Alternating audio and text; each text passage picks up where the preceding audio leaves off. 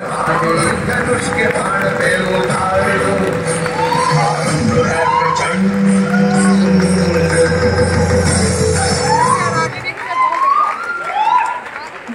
का नेता कौन हुआ, भूखंड विजेता कौन हुआ, अतुलित यश क्रेता कौन हुआ, जिसने न कभी आराम किया, विघ्नों में रहकर काम किया, विघ्नों में रहकर काम। Viraj EduTech Delhi, ma'am, you have done a wonderful performance in mentorship and teaching in our ISP.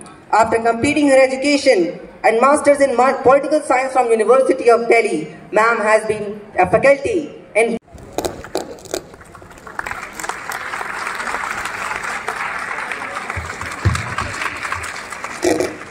inviting me, and the moment I entered BHU, I could feel the grandeur. I always had this brand, and it will be so mesmerizing. So I am really honored, and I have been a student of Delhi University, and I used to feel that there is no place better than Delhi University, but I think after coming here, I have to change my opinion. So I must admit, it was simply like I never expected such a beautiful place and such an enthusiastic crowd, and I just had an opportunity to meet some of your representatives. I was just trying to know about the culture here, the culture of teaching, education, and I think that it's a wonderful place, and it's a great honor to interact with all of you. So, starting with, I believe that most of you may have thought about going for civil services, and how many of you want to go for civil services? Good, good. And even if those who have not yet thought, I will always suggest give it a try. It's really worth it, especially in a country like India. I think there is no other profession that can give you such a satisfaction the way civil services is, and satisfaction for various reasons. Not just a satisfaction, you develop your skill base.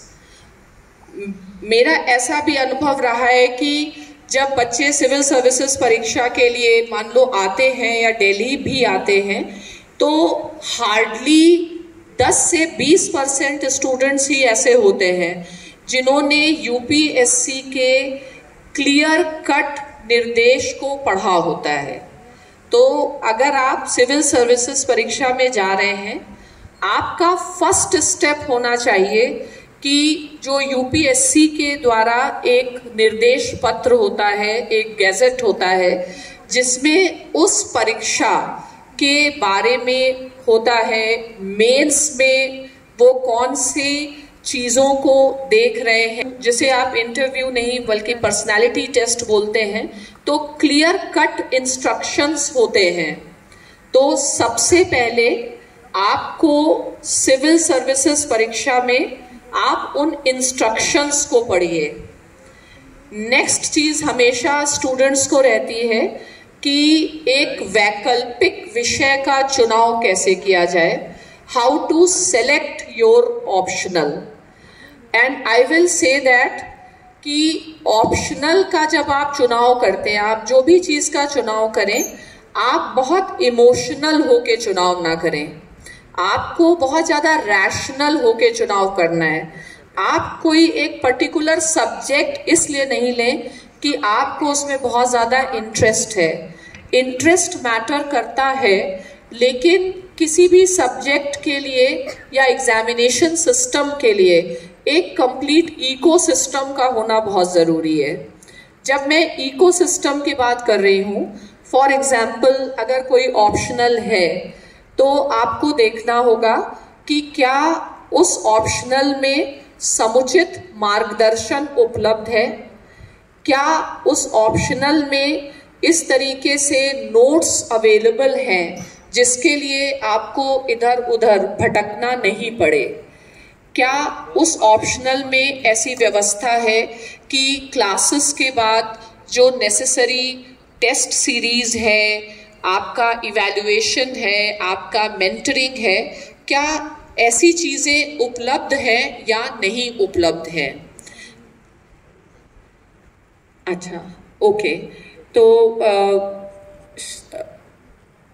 I think कि we have an opportunity to have a conversation with Mr. Vaibhav, who is from BHU and has been our student, and he is going to join you from Berlin. Right now they are in Berlin, so